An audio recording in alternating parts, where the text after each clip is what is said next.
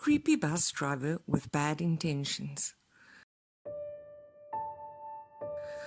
This story happened to me in 2022 when I was around 24 years old. For a bit of context, I'm non-binary, assigned female at birth, AFAB, but let's say I look very feminine. At the time I was studying in Paris and renting a room in the house of the mom of my boyfriend at the time, in a city that was more than an hour away from Paris, but 20 minutes from Versailles, another important city in France.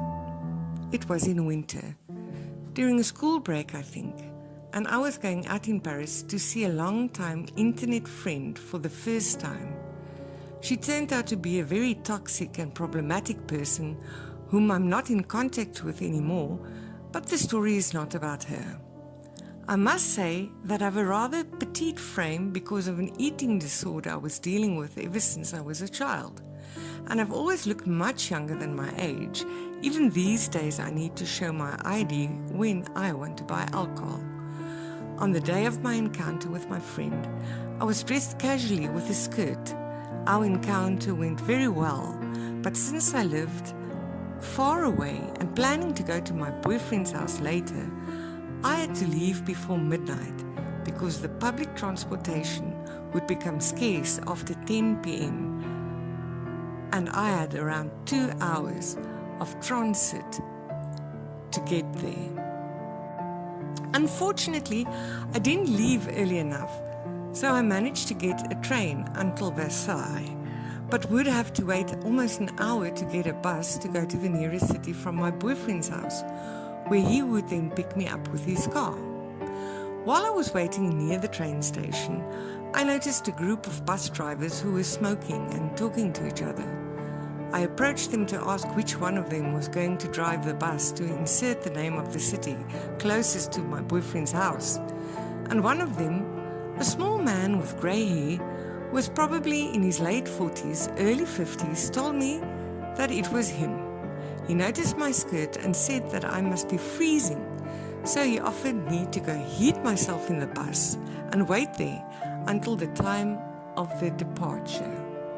I gladly accepted, as I was indeed freezing, and while he was walking me to the bus, which was parked in a very dark corner with no lights, he got very close to me and started to act very familiar with me, asking me about where I live and where I was going to and such.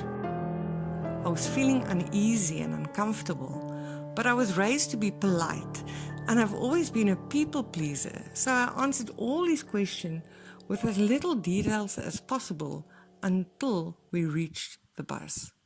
He opened the door for me, and while all my instincts were screaming me to not go in that bus, I ignored them and got in anyway.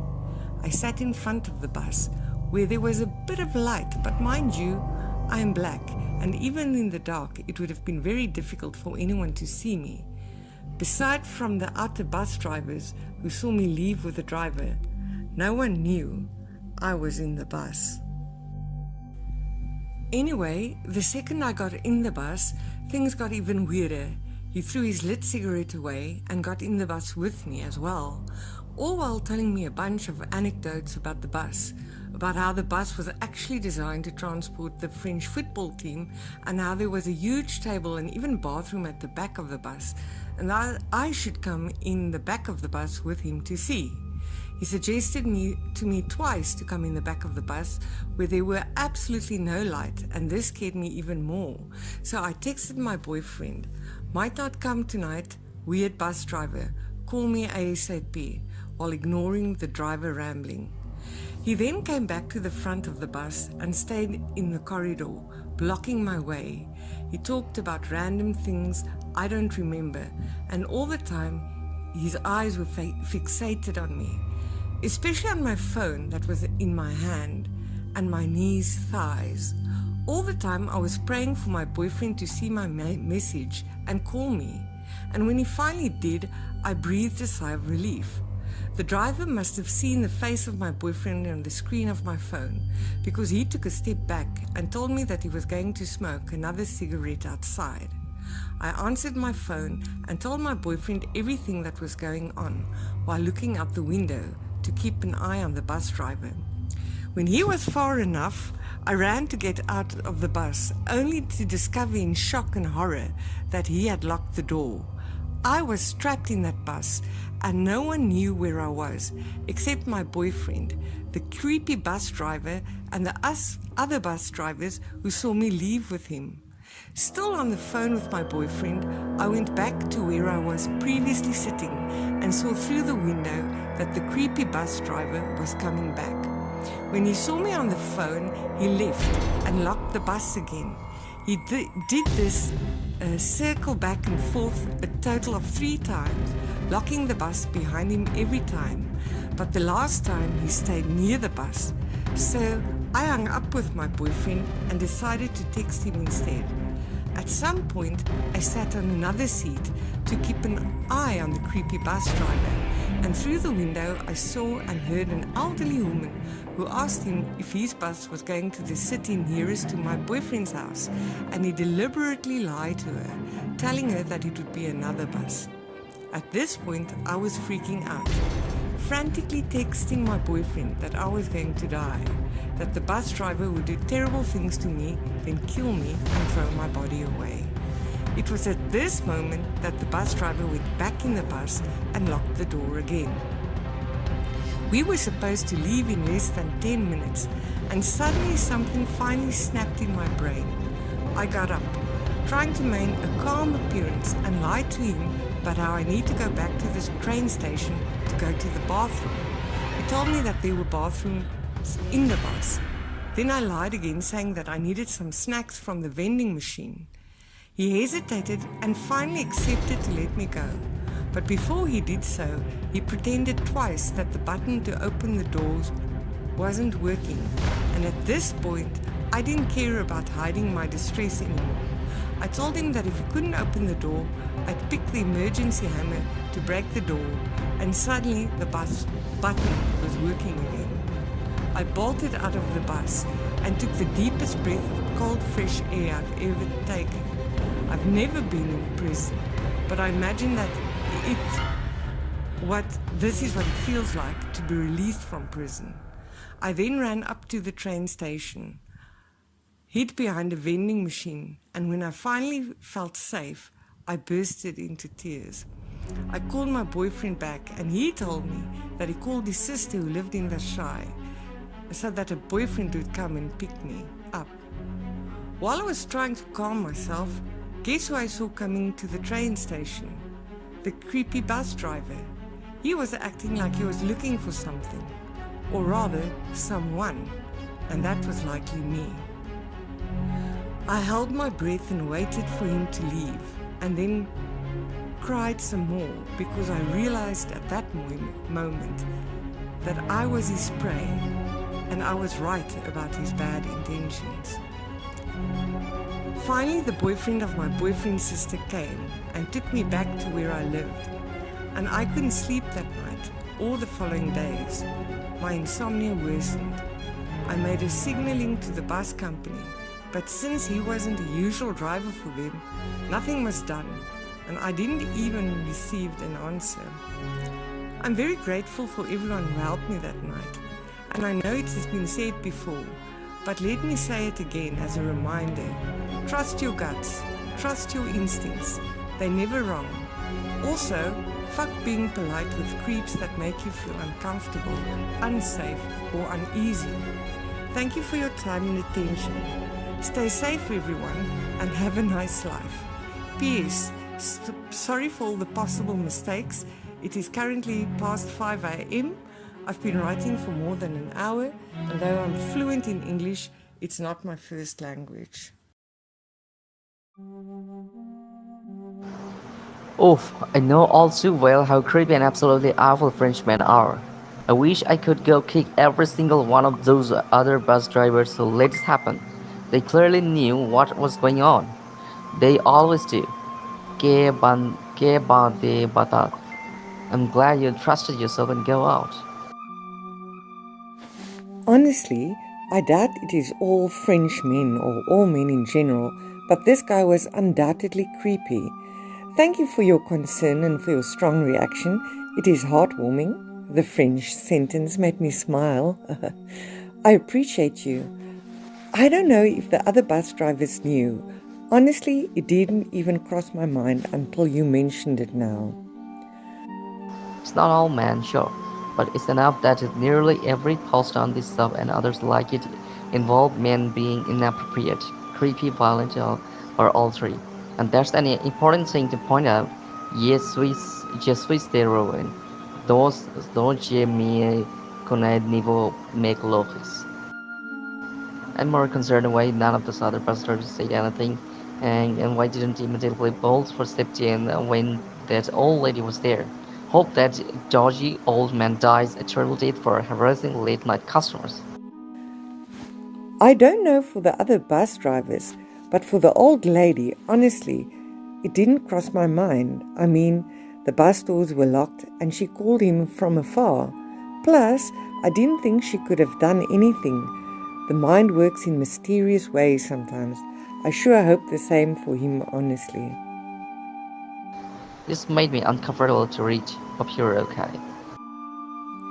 Thank you for reaching out. I'm feeling better now, as it was a while ago, but I must admit that telling the story brought back some unpleasant feelings. Oh my god. This makes me uncomfortable to read. It angers me that people like this exist. Many female friends of mine have also been victims of the same situation you had to experience. It's horrible. A few changes here and there and a few different situations here and there, but it's the same in the end. Oh, and by the way, if you don't mind, I have a few questions about your story. In it, you describe yourself as non-binary, which I think means that you do not identify with either gender, male or female, right? I'm an ignorant, so do you think you could educate me on that? My question is, first question is, what does being non-binary entail? Explain as much as you wish. I will eagerly read or listen to whatever you have in mind to write. I once watched an interview made by Anthony Padilla from Smosh, which I used to watch a lot.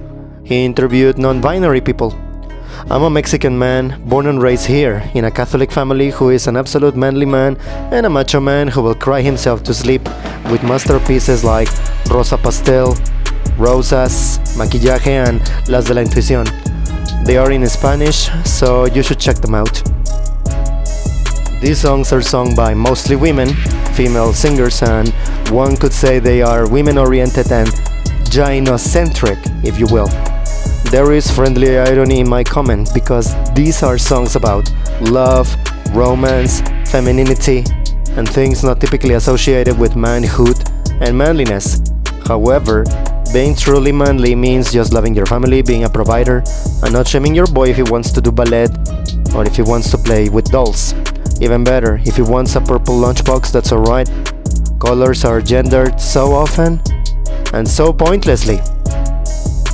Oh, of course I'll explain this. Non-binary is a broad term that encompasses all gender identities that are outside or beyond the usual binary gender norms, i.e., other than cisgender woman, born woman and identifying as such, and cisgender man, born man and identifying as such. I personally believe that gender is a spectrum. There are days when you feel more feminine and masculine than others, and days when you feel like both, or even none. In my case, I identify as none, agender, which means that I don't particularly feel man or woman, and I don't understand the concept of manhood or womanhood, as they don't make sense to me. There are plenty of ways to be a man or a woman, depending on the cultures and such. But it is such a deep debate, I wouldn't want to bother you with all the details, and I will try to stick to the context of your questions. That comment is so fantastic. Good one. I'm rather carefree with my manliness. I will slap, kick, spank, and even flirt jokingly with my best friend, my best male friend, who happens to be homosexual. He's taller than me, by the way. But the line that won't be crossed ever is Kissing, of course, because I am not attracted to the people of my own gender. And by the way, my other question is, you said that English is not your native language. Which is it? If you don't mind telling. I'm Mexican, so let that be a clue. And sure, I can repeat this. I'm French and living in France, but from African descent. Oh, since you are mentioning and talking about being non-binary, take a look at the following picture. Needless to say, it irks me and irritates me, but I'd like to know your thoughts on this. And by the way, yes, I'm a man and I think I am very secure about my manliness, but come on, this is completely pointless. The picture you sent me is basically infuriating. I mean, we wear clothes. Clothes don't wear them. It is pointless to label clothes as boy, man, and girl, woman clothes. We should just display clothes by their type. Skirts, dresses, jeans, etc. and their sizes. And it's all that matters. Who cares if a skirt is worn by a man or a tuxedo with broad shoulders is worn by a woman? And also, does being non-binary and being heterosexual, homosexual, or asexual go hand in hand? I hope I'm making sense and I hope I'm formulating my questions correctly.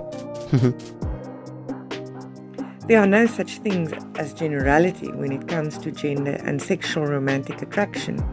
One's gender doesn't affect one's attraction to others. For instance, I'm non-binary, asexual, and aromantic.